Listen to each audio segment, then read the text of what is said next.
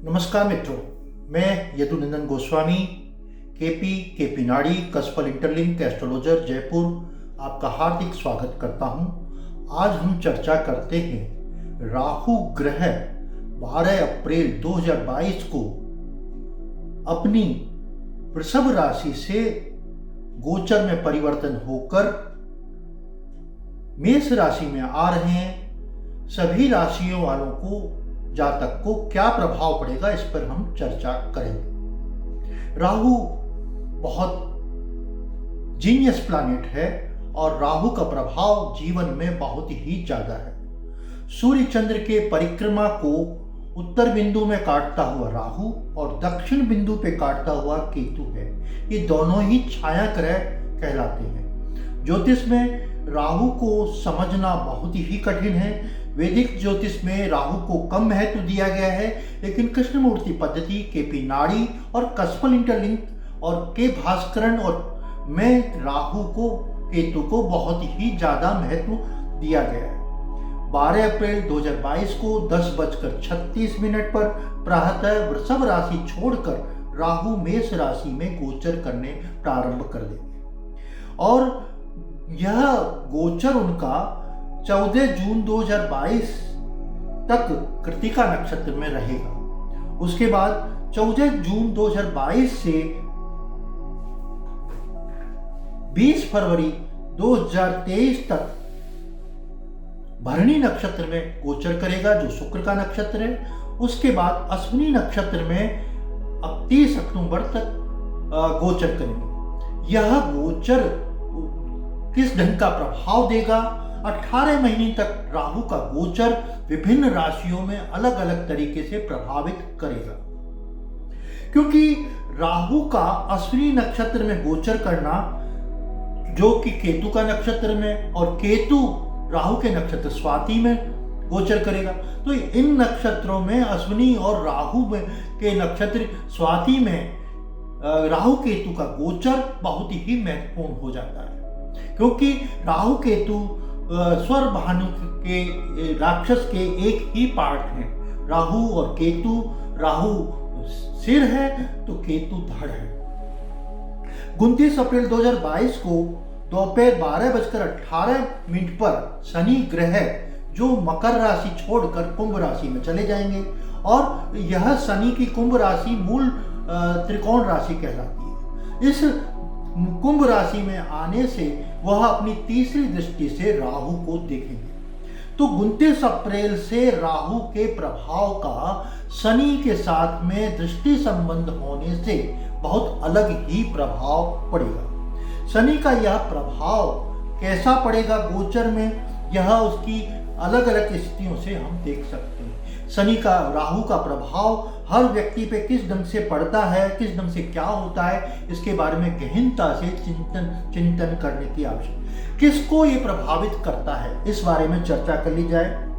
यह राशि परिवर्तन आद्रा, स्वाति और शतभिषा नक्षत्र जो राहु के नक्षत्र हैं, इस नक्षत्र में जन्म लेने वालों पर अधिक प्रभावित होता है। राहु केतु की महादशा जिस जातक की चल रही है, उनको भी यह गोचर बहुत प्रभावित करेगा। ऐसे जातक को भी प्रभावित करेगा जो राहु केतु के साथ में बैठे हुए। कोई राहु के साथ चंद्रमा बैठा है तो चंद्रमा जिसकी महादशा चल रही है तो वो भी प्रभावित होंगे। जैसे राहु के साथ शनि बैठा है तो शनि की दशा चलने वाले, या शनि जिसके लग्न में चल रहा है, लग्न का लग्नेश जिसका शनि है, मकर या कुंभ लग्न है या मकर या कुंभ राशि है, उन्हें भी ये शनि प्रभावित करेगा। शनि का 42 वर्ष की किसी की आयु हो गई है तो उसे राहु बहुत प्रभावित करेगा। किसी का मूलांक 4 है, यानी किसी की जन्म तारीख 4 तारीख है, 13 तारीख है या 22 तारीख है, उसको भी यह गोचर बहुत अधिक प्रभावित करेगा। अब हम देखते हैं जो व्यक्ति राहु से संबंधित कारोबार करता है, एक्सपोर्ट इंपोर्ट का काम करता है, फाइनेंस का काम करता है, या कोई जातक कंसल्टेंसी का काम करता है, तो राहु से संबंधित कार्य करने वालों को भी यह गोचर बहुत प्रभावित करेगा।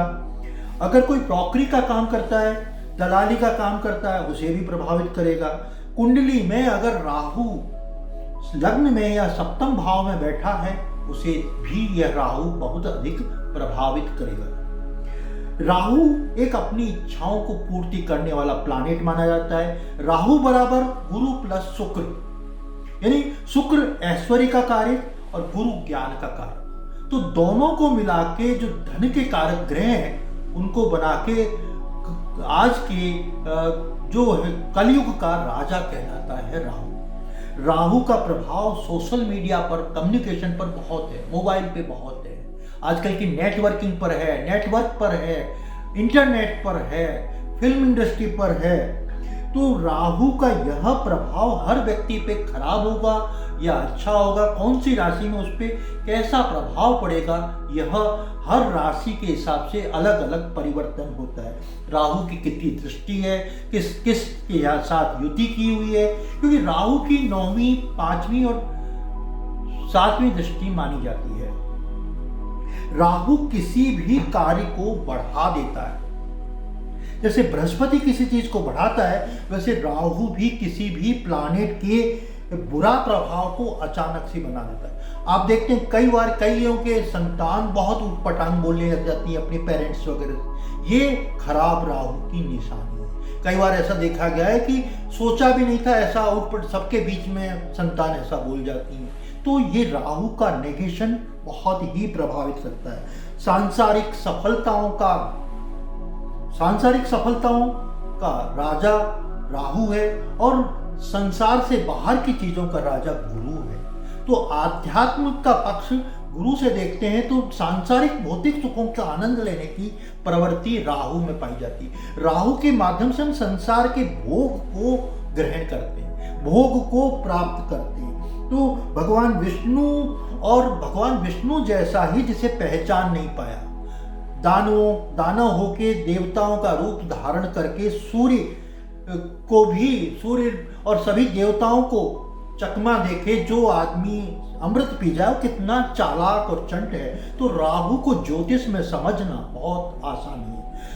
सूर्य सबसे बड़ा प्रतापी ग्रह है, जिसकी रोशनी से सारा जीवन चलता है, उसको भी अंधेरे में डाल देता है ग्रहण काल में।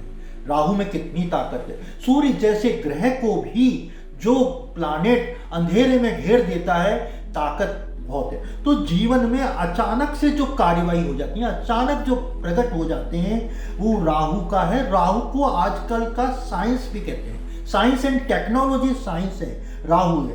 पूर्व जन्म में जो काम अधूरे रह गए थे राहु उस जातक के जीवन में, उन कामों को राहु पूरा करता है। तो राहु कैसा खराब है, क्या है, कैसे मालूम पड़ेगा। राहु प्रधान व्यक्ति बहुत रात तक 2 बजे तक सोते हैं और 10 बजे उठते हैं। आप अंदाज लगा सकते हैं राहु क्या कर। आजकल के नए युवा पीढ़ी फटे हुए कपड़े पहनते हैं, पैंट वगैरह फटी पहनती हैं। यह राहु को निमंत्रण देना है, राहु नेगेशन बनाना है, राहु को नकारात्मक पक्ष करना है। जो सवेरे सूर्योदय से पहले अपना बिस्तर छोड़ देते हैं और सूर्यास्त के समय सोते नहीं हैं, उन्हें राहु प्रभावित नहीं करता है, क्योंकि उन्हें सूर्य का प्रभाव अच्छा रहता है। तो राहु का नेगेशन उन लोगों पे नहीं मिलेगा। राहु का मेष राशि में आना अपने आप में अजीब है, क्योंकि मेष राशि अग्नि तत्व की राशि है। अग्नि तत्व की राशि में विध्वंसकारक ग्रह का एक बुलेट ट्रेन या मिसाइल कह सकते हैं, जिसकी गति बहुत तेज है। यानी वो अचानक से ऐसे झटका देगा कि जीवन में अस्त व्यस्त कर देगा, या तो बहुत आगे ले जाएगा या बहुत ही नीचे ले जाएगा। राहु एक ज्वार भाटे की तरह एक तरह से तो आता है, फिर वैसे की वैसे वापस जाता है। जैसे जुआरी एक जुए में बहुत सारा धन कमाता है और अचानक ही सारा धन वापस चला जाता है, ये राहु का ही कमाल है। 12 अप्रैल 2022 को 10:36 प्रातः राहु का गोचर वृषभ राशि से मेष राशि में होगा। उसका मेष राशि पर क्या प्रभाव पड़ेगा, इस पर चर्चा करते हैं। लग्न से ही राहु का गोचर, लग्न से हम जातक का रंग रूप, स्वास्थ्य, जातक की बौद्धिक मानसिक स्तर समझते हैं और उसका आकलन करते हैं। राहु के इस गोचर से जातक के, मेष राशि के जातक के लिए व्यक्तित्व में गिरावट आएगी और समाज में प्रतिष्ठा गिरेगी, स्वास्थ्य प्रतिकूल होगा। और 29 अप्रैल को जब बृहस्पति कुंभ राशि में आ जाएंगे और अपनी तीसरी दृष्टि से राहु को देखेंगे तो जीवन में अचानक ही बदलाव आएगा और आपके जीवन में जो भ्रम की स्थिति थी वो भ्रम दूर होगा और धन कमाने के नए स्रोत आपके बन के आएंगे और अचानक आय में आपकी वृद्धि होगी। लंबी यात्रा के योग बनेंगे।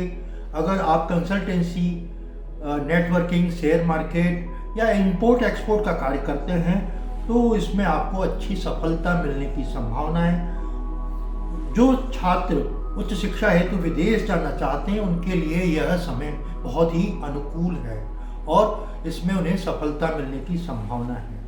अब हम चर्चा करते हैं वृषभ राशि पर इस गोचर का क्या प्रभाव पड़ेगा, क्योंकि वृषभ राशि जो से गोचर 12वें भाव को गोचर कर रहा है। 12वें भाव से खर्च देखते हैं, विदेश यात्रा देखते हैं, अनुसंधान देखते हैं, नुकसान देखते हैं, प्रतिष्ठा का गिरना, जेल जाना आदि भी हम द्वादश भाव से देखते हैं। अचानक खर्चों में वृद्धि देगा और आपके खर्च अचानक बढ़ जाएंगे। वित्तीय स्थिति में प्रतिकूल असर पड़ेगा। आप इंपोर्ट एक्सपोर्ट के कार्य में सफलता मिलेगी। अगर आप विदेश में नौकरी करने के लिए आवेदन किया है तो नौकरी में आपको सफलता मिलने की संभावना है। मन में जो कंफ्यूजन चल रहा है, बना हुआ है, उसका आप दृढ़ता से समाधान देखेंगे। बेवजह मन में जो डर बना हुआ है उससे आप बाहर निकलेंगे। आपको अधिक पैसा बीमारी में खर्च होगा, अस्पताल में खर्च होगा, दवाइयों में खर्च होगा, तो आप इस खर्च की चिंता आपको बनी रहेगी। आपके माता पिता के स्वास्थ्य में भी प्रतिकूल असर पड़ेगा। मिथुन राशि के बारे में चर्चा करते हैं। राहु का मिथुन राशि से 11वें भाव में गोचर करेगा। 11वां भाव ज्योतिष में इच्छाओं की पूर्ति का भाव है, विशेष रूप से लाभ का भाव है। जीवन में किसी भी तरह की इच्छाएं सभी पूर्ति 11th हाउस कराता है, 11वां भाव कराता है। तो जातक की इच्छाओं की पूर्ति होगी। जातक का यह समय बहुत ही अच्छा है। राहु का 11वां, 6ठा और 3रा गोचर बहुत ही अनुकूल होता है। यहाँ 11वां गोचर इनकी जीवन की सभी आवश्यकताओं की पूर्ति करेगा। धन की प्राप्ति होगी। जीवन में जो कार्य रह गए बहुत समय से वो पूरे होंगे। यह समय आपके लिए बहुत ही अनुकूल है। यह समय बहुत दिनों बाद आपके लिए आया है। दूर जाकर जो कार्य, विदेशों में जाके कार्य करना चाहते हैं उन्हें अच्छा रोजगार मिलेगा और वो अपने रोजगार से संतुष्ट होंगे।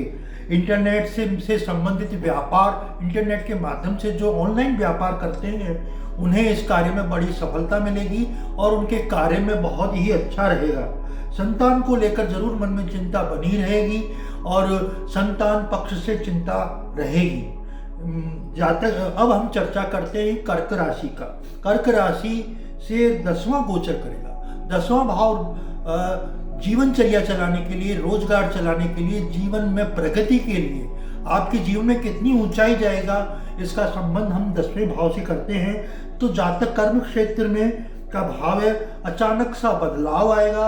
आपके जीवन में जो कार्य चल रहे हैं बहुत समय से उनमें बदलाव आके नए कामों में आपका मन लगेगा और अचानक नौकरी छोड़कर आप अगर व्यापार करने के क्षेत्र में जा रहे हैं तो व्यापार में भी आपको अचानक ही सफलता मिलने की संभावना है।